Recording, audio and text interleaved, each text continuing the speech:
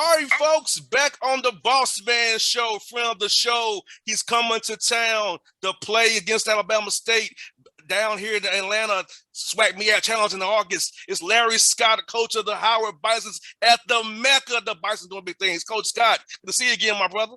Man, always great to see you, my man. Thanks for having me on again.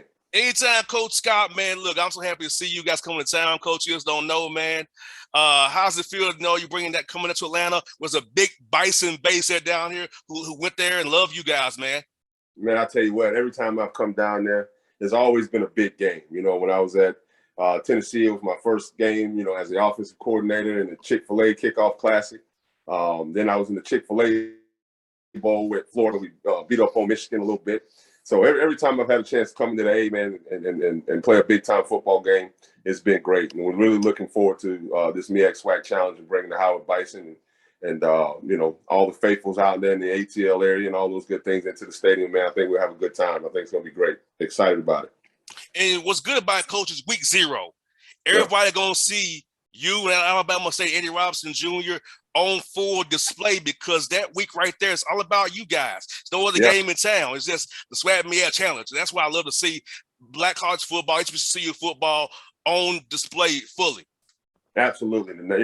National stage in Atlanta against a really good opponent in Alabama State, a chance to, just not represent, the Alabama State brand or the Howard brand of football, but the HBCU brand of football and what we're building towards and what we're doing and seeing some of the talent that we have to put on display and all of those good things. So it's a win-win obviously for both of us, but it's a win-win for HBCU football and college football as a whole. No doubt. And Coach Scott, man, coming from where you came from, being in Miami, being in Florida, but Tennessee, man, I know the SEC football has their own tradition, but talk about how it is, this HBCU tradition, how fun it is, tailgating, the way it is, the barbecue smell, the bands, the music. Just talk about all ambiance of the Coach, coming from where you came from, brother. Well, for me, it's a lot like that because it's a way of life. It's a way of life. It's a cultural thing that and at the HBCU level, that's unmatched because it's the food, it's the family, it's the camaraderie, it's the show, it's the fraternities and sororities, it's the game, it's the band. It's so all encompassing. To it, it's hard to match it. It's hard to match what that is, what that looks like, and you definitely can't duplicate it. So it's definitely something that, man, we're all excited about as a team, as a university, but I think more too as we continue to grow our Howard Bison community surrounding, athletics surrounding our football program. I think it's something that's going to bring a whole lot of energy and juice to everybody. And Coach Scott, I see on Twitter, man, the energy of your guys and your Twitter feed, man. I see that's the buzz, man. You signed some great dudes about doing signing period as well. Man, I feel like you're really building something special down here, and I'm glad A.D. Davis is giving you the opportunity to do that. Because, in this business, sometimes you don't get a chance really to build it the right way. But every year, even through the COVID year, I've seen the growth of your program every game, every year. We talk, it's getting better, better, and better. And then how's it been right there in the thick of seeing your vision come to fruition, man? You know what it is? It's great, but we around here we talk about small dubs, and every day, what do those small dubs look like? Well, it's the day-to-day process of creating a culture of winning. And sometimes I take that word and I'm like, I don't like the word of culture, but just a way of life around here for how things are done. It's the standard and expectations that we all have. From the player, the coach, the player, to the student assistant, to whoever, the videographer. Everybody's bought into the vision of what we're trying to build and build it where we can sustain. It's just not this fly by night, 1 year here, one hit wonder, whatever the case may be. We're building a product that's going to be able to sustain all the goods, the ups, the downs, the ebb and flows of what college football is. We're going to be built the right way because the foundation is going to be strong. And when you lay a strong foundation, which we've really spent a lot of time on in these past 2 years of just foundationally building every single aspect of the program, every single person that touches the program is what we've been doing. And when you build it that way, it's a matter of time before you start having true success on all fronts, both academically, athletically, and socially.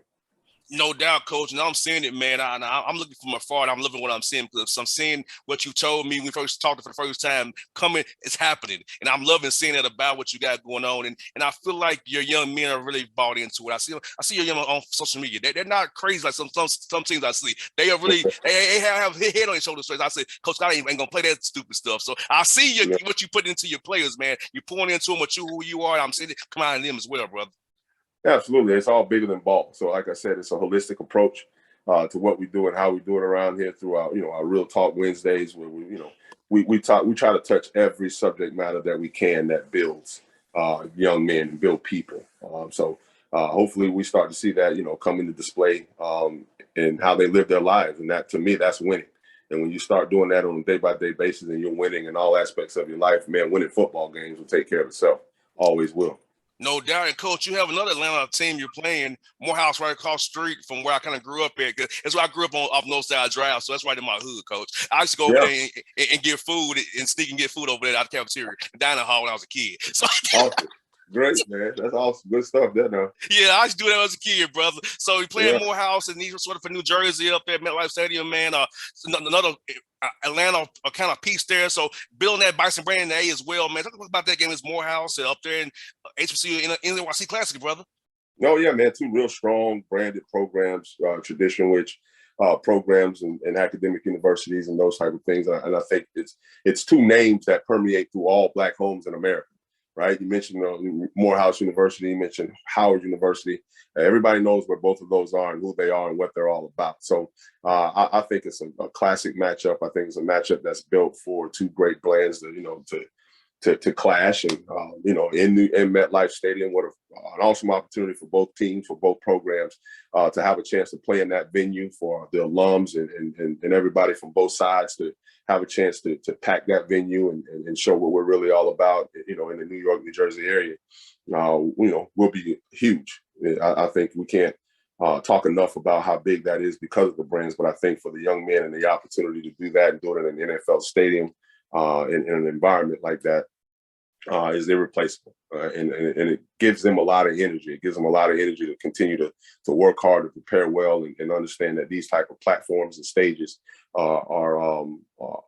you got to be ready to go. You got to be ready to go. You got to appreciate the opportunity of what that is and go put your best version of yourself and who you are in those arenas, because those will be memories that you'll hold on to for a lifetime. And you want to make sure you did it the right way and you laid it all out there on the field. So I'm super excited about that. And I think that one also is one that's just for the culture, for the ages, for what we do and who we are and what we represent. So it'd be a big time opportunity for us.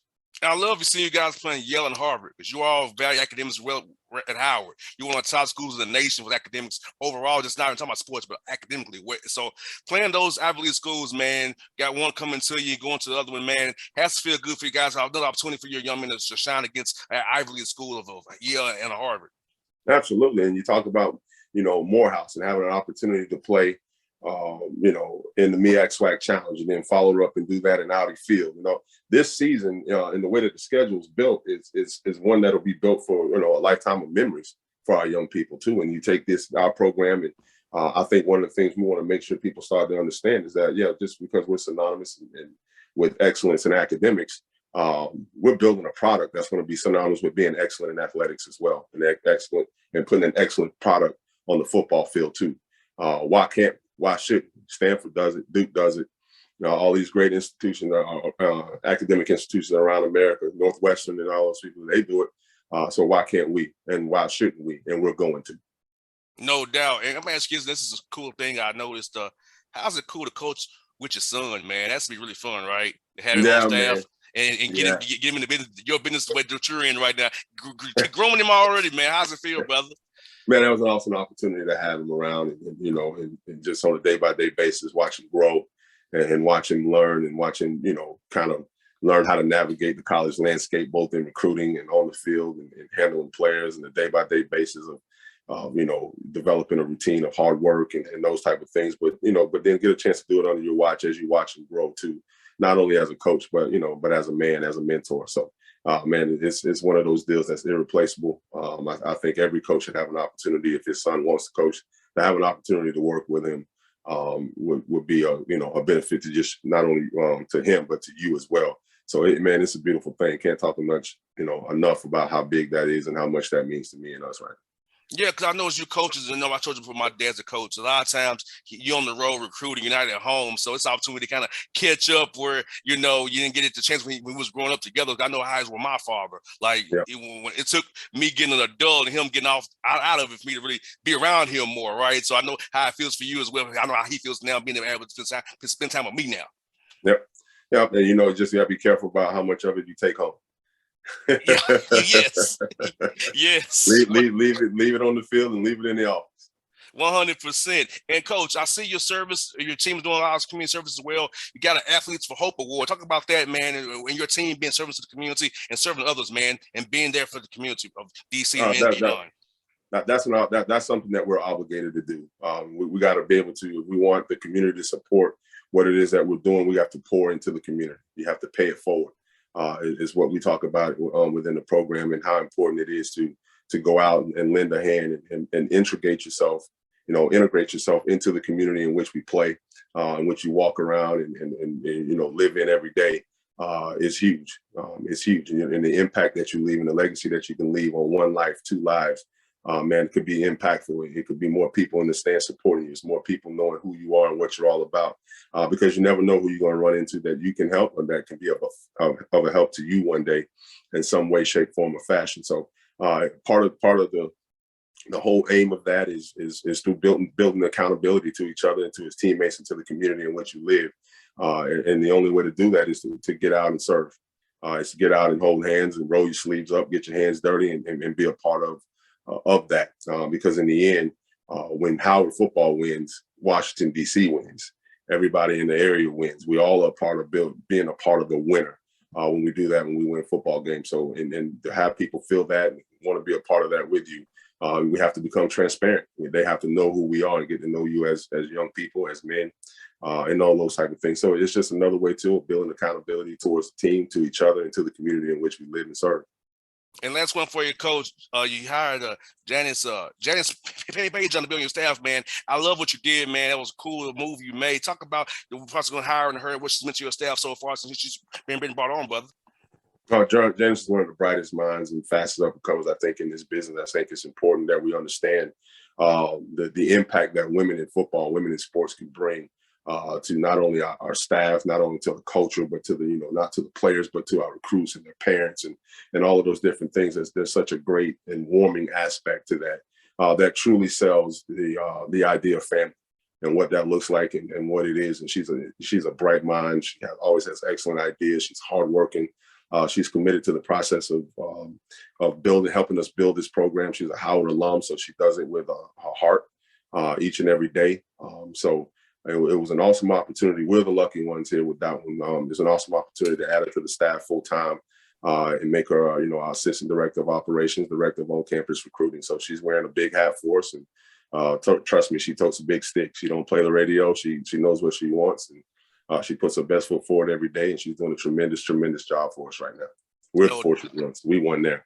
No doubt, Coach Scott. Man, look forward to seeing you on the 28th, brother, 27th, rather we get to town, man. So we'll be cheering for you as always, man. But back in the Howard Bison Blue, man, you know you're my guy, man. I thank you always giving me time to come on the show, brother. I appreciate you always having me, man. I always love it, enjoy it, and man, I can't wait to see you, brother. Get together in person. No doubt, man. Finally, man, this Zoom summit was fun, but we didn't do it live in color, brother. You know how it is. Absolutely. Let's do it. I'm looking forward to it, baby. All right, Coach. See you soon, my guy. All right, man. Be good now. Appreciate you. No problem.